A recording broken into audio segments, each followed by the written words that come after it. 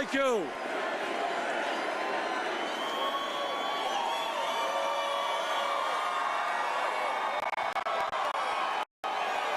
Thank you. You know, we have had large turnouts in Wisconsin, in Colorado. This is the largest turnout. Thank you.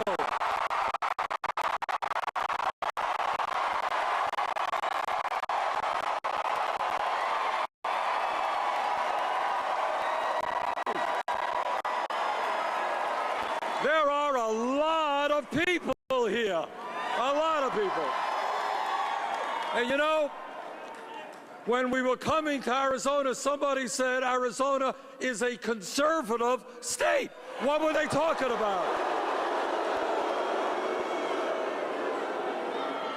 Somebody told me that people are giving up on the political process, not what I see here tonight.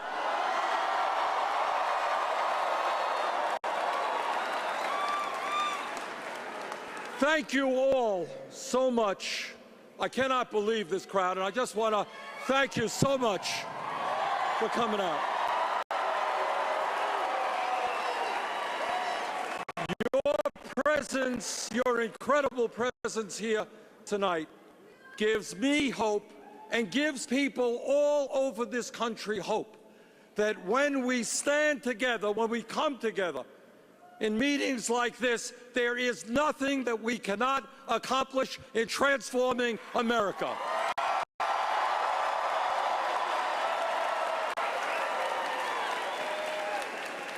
And I want to thank Yolanda for that wonderful introduction. She's a member of the CWA, and I thank the CWA and the trade union movement in this country.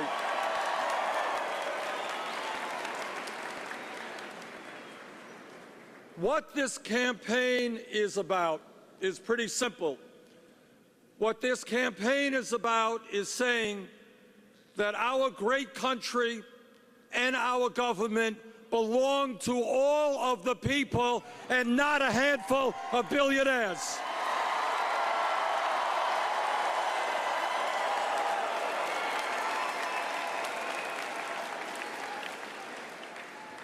What I want to do tonight is to do something that we too rarely do, and that is just lay on the table the important issues facing our country and determine how we can go forward so that government represents all of us and addresses the serious problems that we face.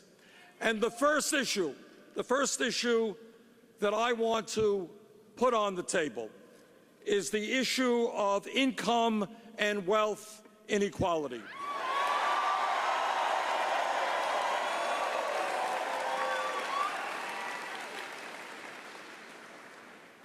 Today, we live in a nation which has more income and more wealth inequality than any other major country on earth.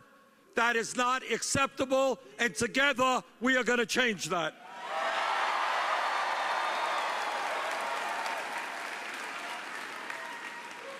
If you think about it for a moment, you recognize that the issue of income and wealth inequality is a moral issue.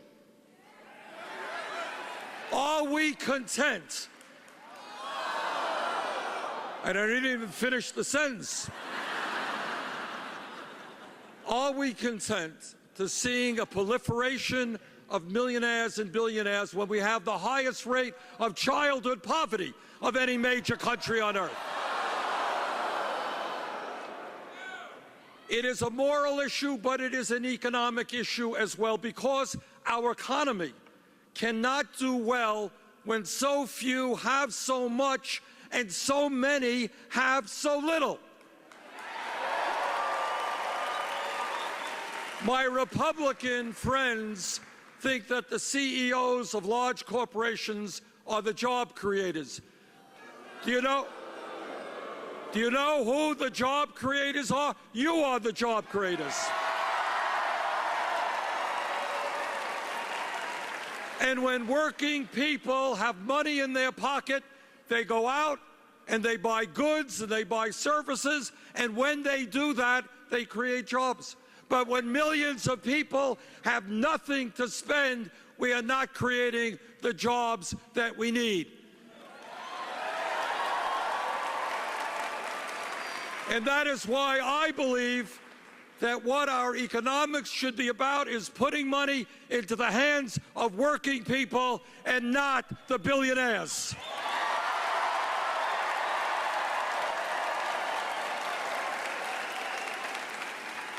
Brothers and sisters, there is something profoundly wrong when the top 1/10 of 1% own almost as much wealth as the bottom 90%. There is something profoundly wrong when in the last several years, 58% of all new income created has gone to the top 1%. There is something profoundly wrong when one family, the owners of Walmart, own more wealth than the bottom 40% of the American people. This grotesque level of income and wealth inequality is bad economics, it is unsustainable, and it is not what the United States of America is supposed to be about.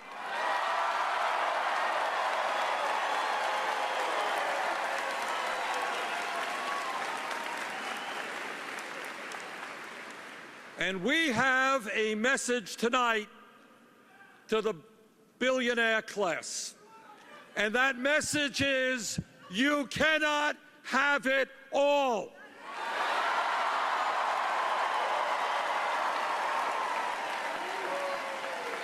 You cannot get huge tax breaks when children in Vermont and Arizona go hungry.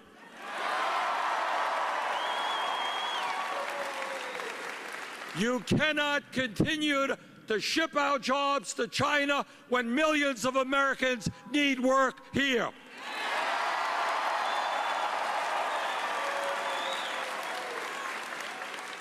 You cannot hide your profits, your billions in profits in the Cayman Islands and other tax havens when we have unmet needs in America that must be addressed.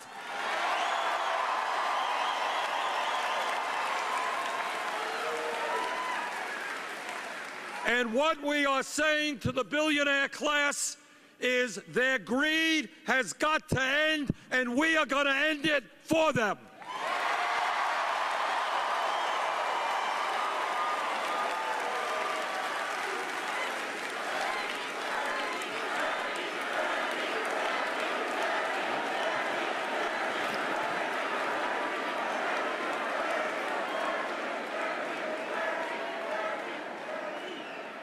But it is not just the grotesque and embarrassing level of income and wealth inequality.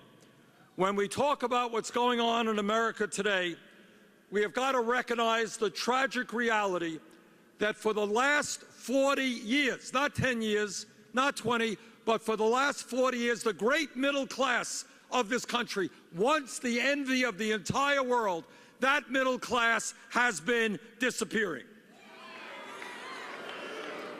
And I want you to think about this. All of you know that we have seen in recent years an explosion of technology and worker productivity. And yet, despite that, median family income today is almost $5,000 less than it was in 1999. All over America, all over our great country, people are working not just one job, not just two jobs, they're working 3 jobs, 4 jobs to cobble together some income and some health care. This economy can do and must do better than that.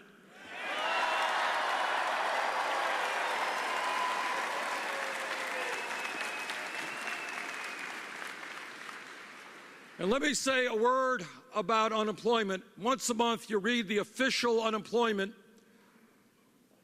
results coming from the government, and they tell you that official unemployment is 5.3%.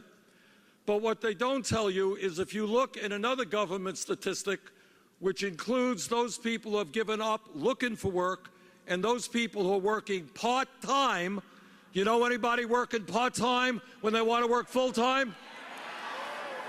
When you add all of that together, real unemployment is 10.5%. And let me tell you something else that we almost never discuss, and that is the tragedy of youth unemployment in this country. A recent study came out looking at kids who graduated high school, and this is what it said. If those kids were white, their real unemployment rate was 33%. If they were Hispanic, their unemployment rate was 36%. If they were African American, their unemployment rate was 51%. And let me tell you something else. In America today, we have more people in jail than any other country on earth. That's right. And one of the reasons, aside from a broken criminal justice system, one of the reasons that we have so many people in jail is that we have 5.5 million kids hanging out on street corners with no jobs and no education.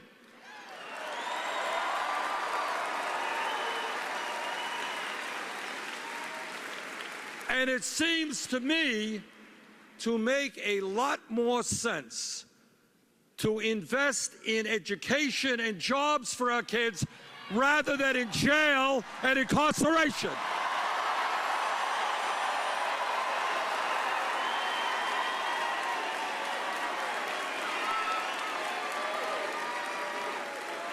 I want our country to have the best educated people, more people going to college than any other country, not more people in jail than any other country.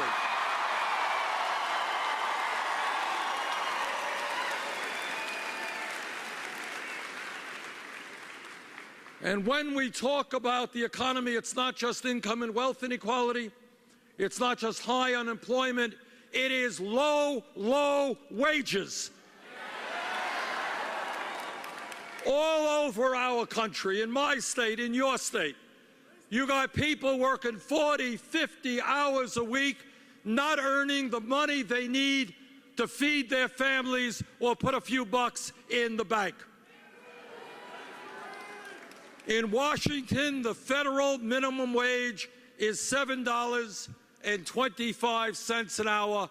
Brothers and sisters, $7.25 is a starvation wage. We have got to raise the minimum wage to a living wage, $15 an hour.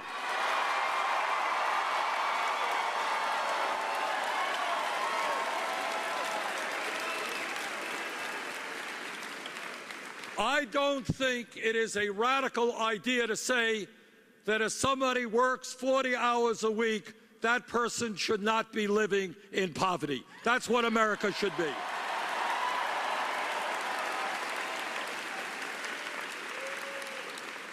And when we talk about fair wages, we also have to understand that it is unacceptable that women today make 78 cents on the dollar compared to men.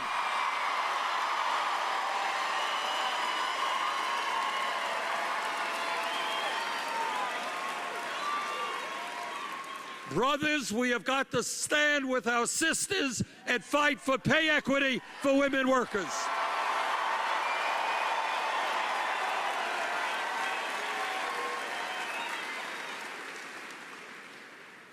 Now, as many of you know, a lot of my Republican colleagues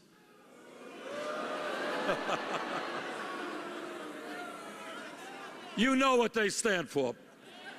Well, let me tell you what they stand for. Some of what they stand for. What our Republican colleagues talk about are family values. You ever hear them talk about family values? And this is what they mean by family values. They mean that a woman should not be able and have the right to control her own body. I disagree.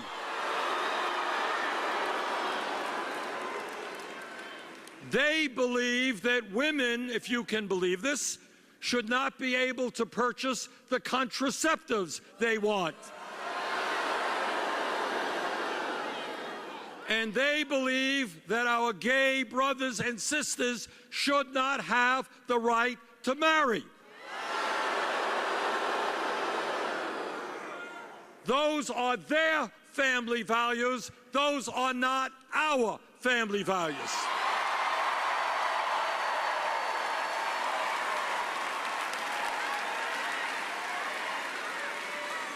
But let me tell you what I think family values should be: real family values that support families, that enable love to exist and care to exist in families.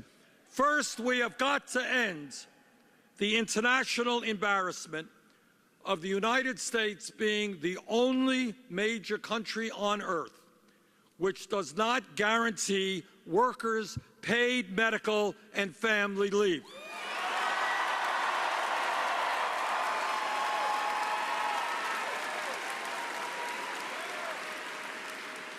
Today in Arizona, today in Vermont, a woman is giving birth. If that woman has ample income, she will be able to stay home, and the father will be able to stay home with that baby, to get to bond with that baby, to get to love that baby, to get to know that baby in perhaps one of the most important moments in a family's life. But if that woman does not have adequate income, she will be forced to go back to work in 3 days, 5 days, 7 days. That is not a family value. That is exactly the opposite of what a family value is. That is why I will fight for and bring about 12 weeks of paid family and medical leave.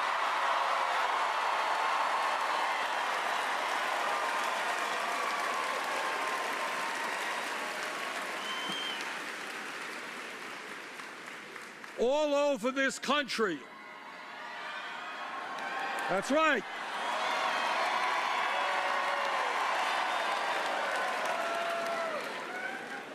All over this country, we have working people who, when they get sick, they go to work. And they go to work because they have no guaranteed sick time.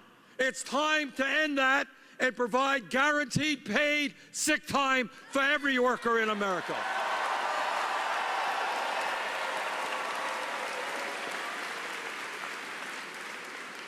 You know, I think we all heard a few weeks ago that Jeb Bush thinks that the American people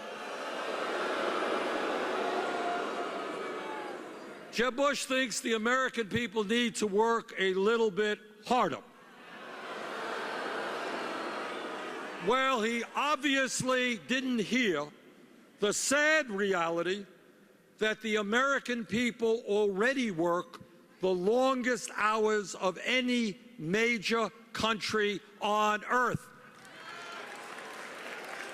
Our people do not need to work longer hours. They need higher wages and better income.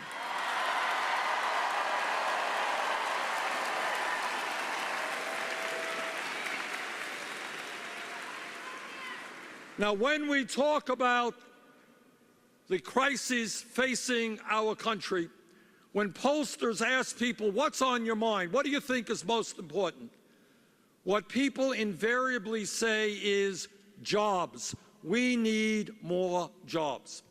Well, in my view, when we have over 30% youth unemployment, 10.5% unemployment in general, when our infrastructure, our roads, bridges, water systems, rail are crumbling, we can and should put millions of people back to work rebuilding our crumbling infrastructure.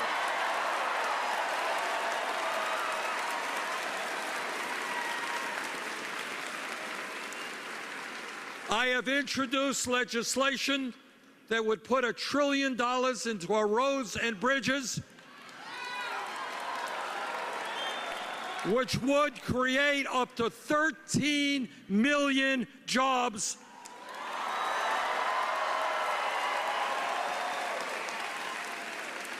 And that is exactly what we have to do. Think of it, America. We're all over this country. Our people are rebuilding. Our system is now far behind many other countries. Let's have the best rail system in the world. Let's put our people to work doing that.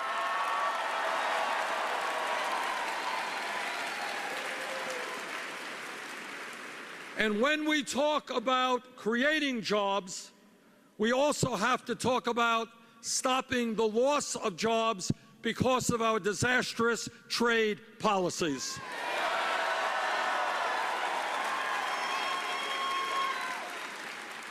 You are looking at a senator who voted against NAFTA, against CAFTA,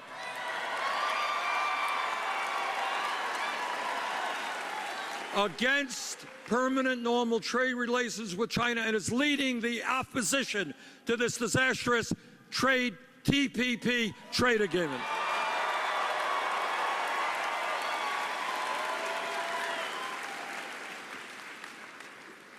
We need trade policies which create jobs in America. We need corporate America to start investing in America and not just countries all over the world.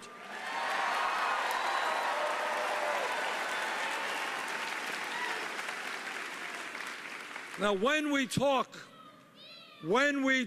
about what's going on in this country, when we talk about greed, when we talk about recklessness, when we talk about illegal behavior, these are just some of the words that we use to describe Wall Street.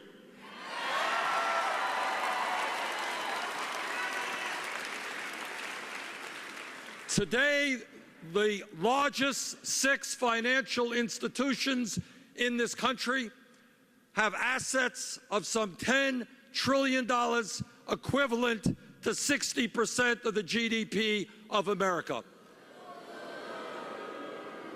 After we bailed them out because they were too big to fail, most of them are now a lot bigger than they were before we bailed them out.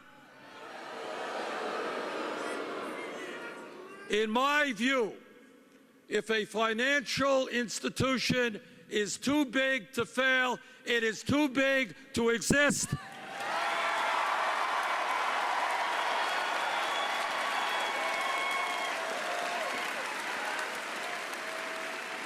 And that is why I have introduced legislation to break these huge financial institutions up.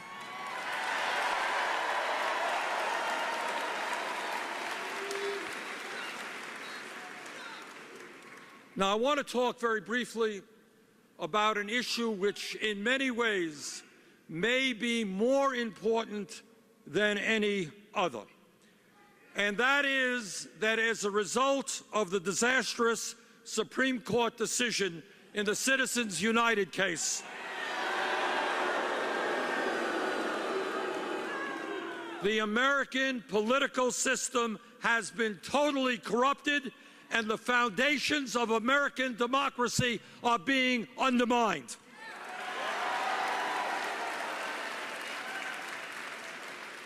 What the Supreme Court said to the wealthiest people in our country, they said, okay, guys, you already own much of the economy. We're now going to give you the opportunity to own the United States government, and that is what they are trying to do. In this campaign, the Koch brothers alone The second wealthiest family in America will be spending almost $1 billion in this campaign cycle. That is more money than either the Democratic or Republican parties are spending. When one family spends more money than either of the two major political parties, that is not democracy, that is oligarchy.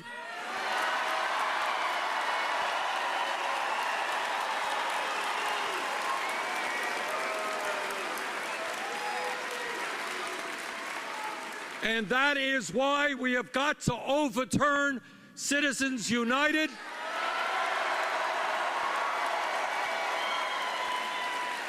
And why we need public funding of elections.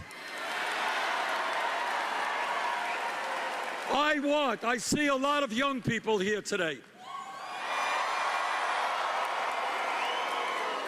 And I want our young people to be able to run for office if they want to and not have to beg money from the rich and the powerful to do that.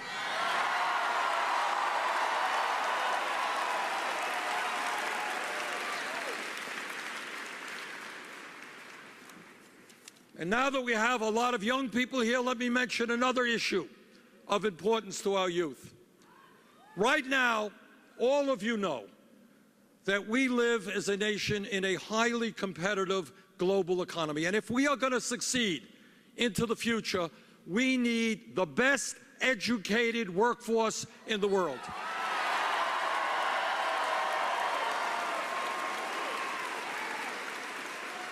At this moment, if you can believe it, this is how crazy it is. There are hundreds of thousands of bright, hardworking, qualified young people who are unable to get a college education, not because they don't have the ability, but because their family doesn't have the money. So think for a moment what it means to some kid, some low-income kid, some working-class kid who wants to make it into the middle class but can't go to college because his family lacks the funds. That's wrong. And that is why I have introduced legislation and will fight for as president to make every public college and university in America tuition free.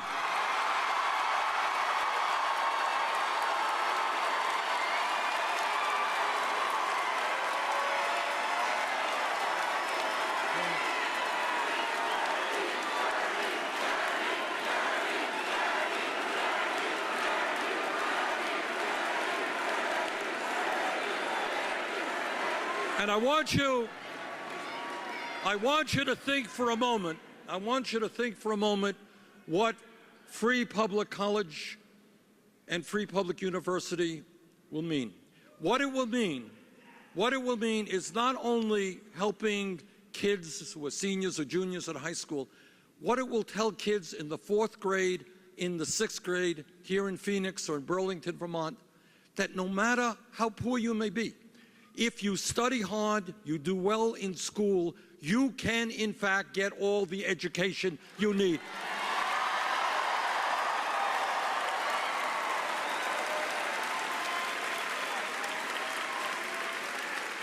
And the other higher education issue that we have got to deal with is the absurdity of millions of Americans, some young and some not so young, who are carrying outrageous student debt.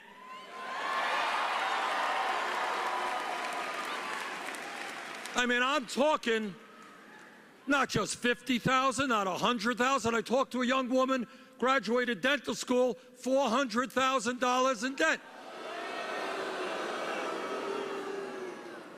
What my legislation would do is end the absurdity of people with student debt paying 8, 9, 10% interest rates.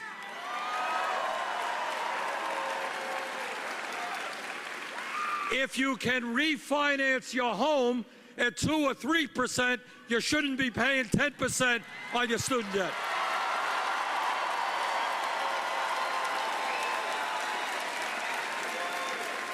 And we have also got to get the U.S. government out of the business of profiteering on student debt.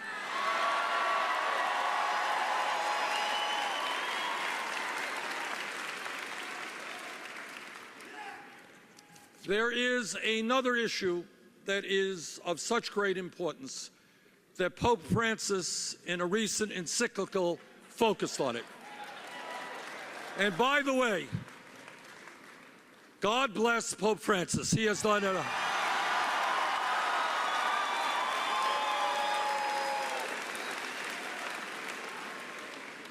You know, I think sometimes people think my economic views are radical. You should hear what this guy is saying. When he talks about money being a god of modern civilization, people worshiping money rather than their brothers and their sisters. But what he wrote about in his recent encyclical is what virtually the entire scientific community is telling us. And that is that we have a moral obligation as adults and parents to leave this planet to our kids and grandchildren in a habitable way.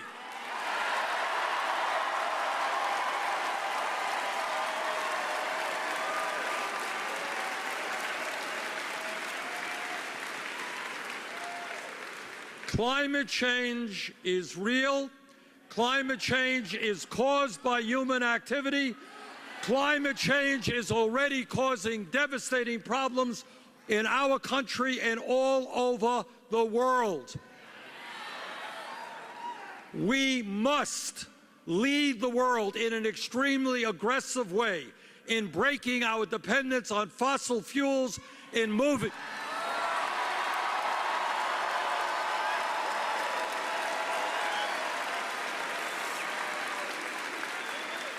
And in moving to wind, solar, geothermal, and other sustainable energies.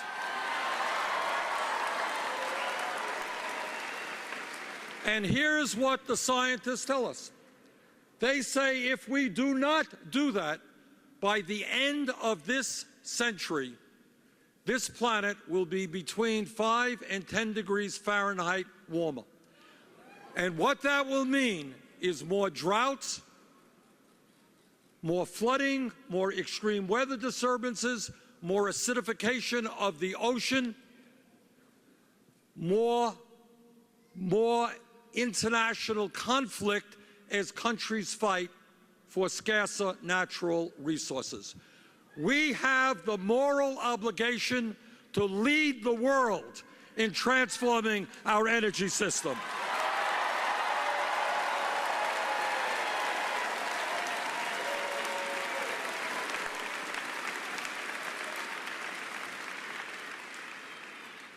And when we talk about rights, and when we talk about how the United States, in many respects, lags behind other countries, there is no issue in which that is clearer than the issue of health care.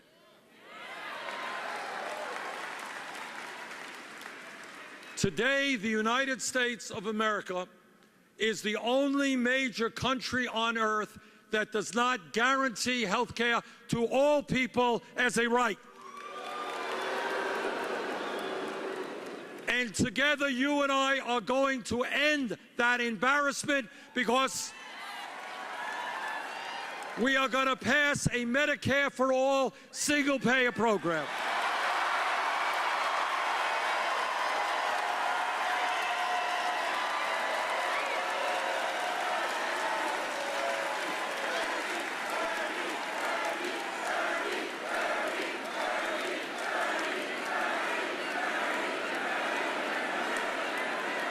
We can do it.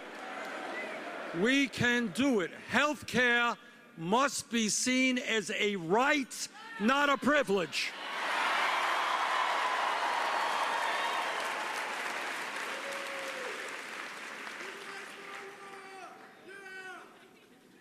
What we have also got to do as we transform America is to understand a very simple point. And I am the only candidate for president who will tell you this. but it is the truth. And that is no president, none, no matter how good he or she may be, can bring about the changes that we need, desperately need in this country unless there is a political revolution.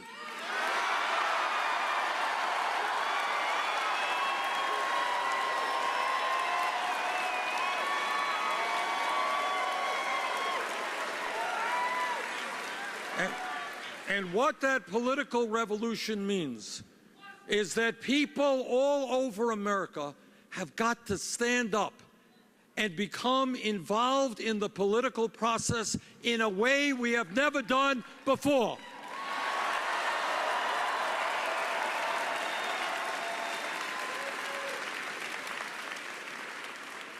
We have got to also, as part of that revolution, have real debate on real issues, which is what I'm trying to do tonight. And I want you to do me a favor. I want you to talk. Go out of your zone of comfort. I want you to talk to your Republican friends and family members. Now, here's the point. Here's the point. Here's the point. It is one thing for the billionaire class to be voting Republican. But there are many Republicans out there, and you know them. These people are working at 2 or 3 jobs.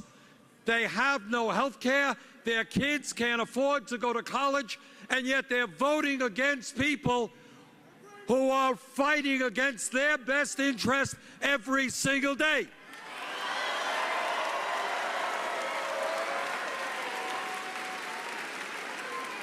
Ask your Republican friends why they vote for folks who want tax breaks for billionaires, and yet they want to cut Social Security and Medicare. Ask them why they're voting for people who are going to throw them out onto the street, shut down their factories, and move their plants abroad. So what we need to do is to create a political movement which brings our people together. What Republicans are very good at is not talking about what they really believe. You have never seen an ad on TV which says, vote for me so I can cut your Social Security and give a tax break to billionaires. But that is exactly what they are trying to do. Now, how do they get away with this stuff? I will tell you how. They divide us up by race, by country of origin, by sexual orientation, by gender. They say to whites, worry about blacks. They say to native-born Americans, worry about immigrants. They say to men, worry about women. Our job is not to divide. Our job is to bring people together.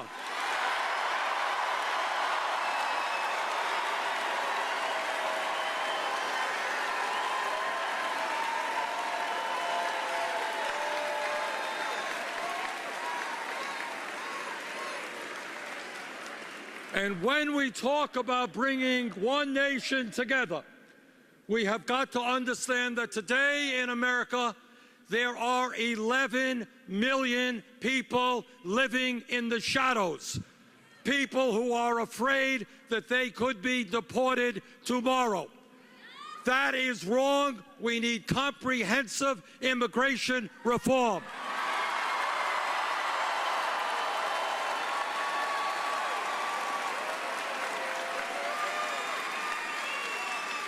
We need a path towards citizenship for undocumented people. We need not to be dividing families. We need to be uniting families and keeping them together.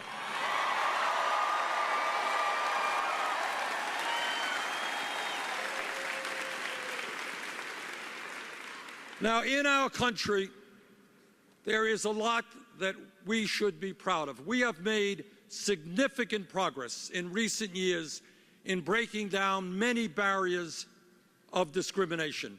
If we were sitting here or in your case, standing here, 30 years ago. And somebody said, you know, I have a crazy idea. I think that maybe in 2008, the United States will have overcome its racist history and elect an African American to be president. People would have said, that's crazy. That won't happen. It happened because we overcame a lot of racism.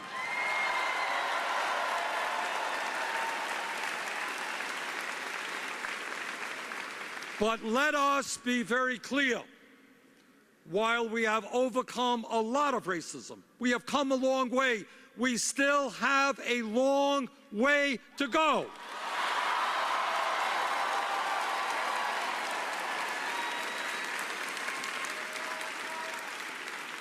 It is not acceptable to me, and I know to you, that an African American baby, a male baby born today, if we do not change things, stands a 1 in 4 chance of being in prison during his life. It is not acceptable to me that we have seen young black men walk down streets in this country, be beaten and be killed unjustly. That is not acceptable. Most police officers, I was a mayor for 8 years, and I worked with the police department. It's a tough job. Most cops do it well. But when a police officer breaks the law, that officer must be held accountable.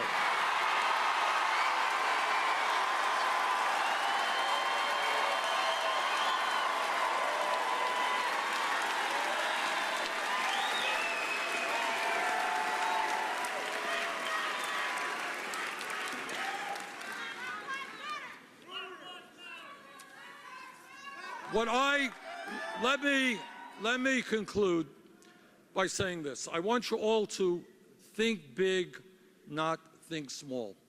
I want you to all appreciate that you are living in the wealthiest country today in the history of the world. The wealthiest country. But nobody knows it because all of the wealth rests in the hands of the few.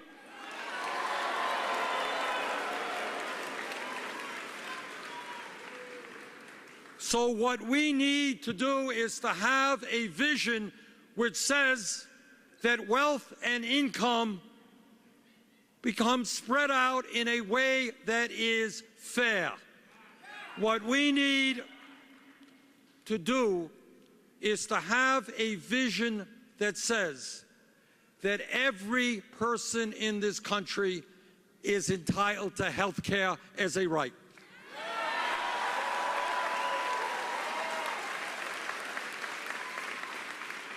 That when a mom or a dad goes to work, he or she knows that their kid in a child care center or pre-K will get the best quality care available.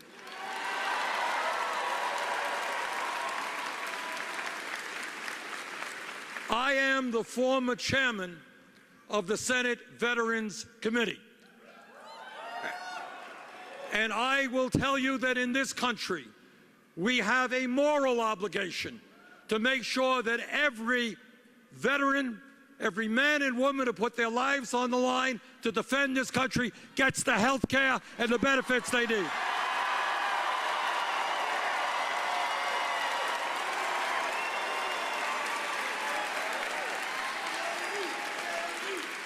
We are not going to defend, we're not going to turn our backs on our veterans.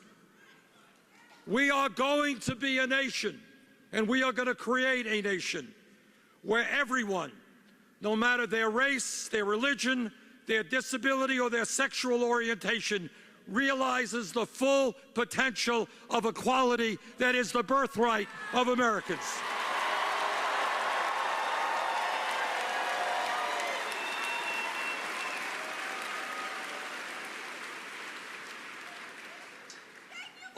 Several years ago, I attended a meeting in northern Vermont which was honoring veterans who fought in World War II. And at the beginning of that meeting, somebody played a tape, a videotape. looking at Franklin Delano Roosevelt on December 8th, 1941. And that was the day after Pearl Harbor. And what Roosevelt was doing that day was declaring war against Japan, and soon he would declare war against Hitler in Germany. On that day, the United States was unprepared to fight one war, let alone two wars. But in 2.5 years, because this country focused on creating the best military in the world, producing the tanks and the planes and the guns we needed, we won that war in 2.5 years. So I don't want anybody to tell me that this country, when we put our minds to it, cannot guarantee health care to all.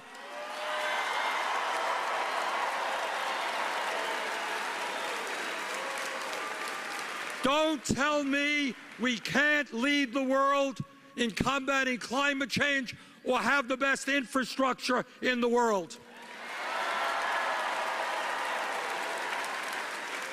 Don't tell me, because I don't believe it, that we can't create a system where all of our kids get a great education.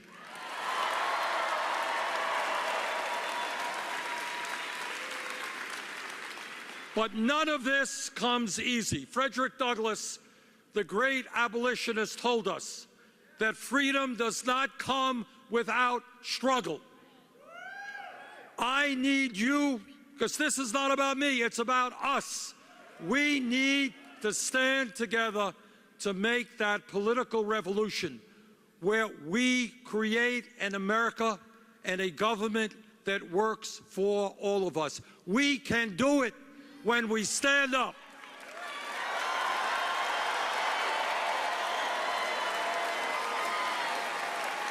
We can do it when we stand up and say, enough is enough. The billionaires are not going to have it all. It's our country. Let's create that nation. Thank you all very much.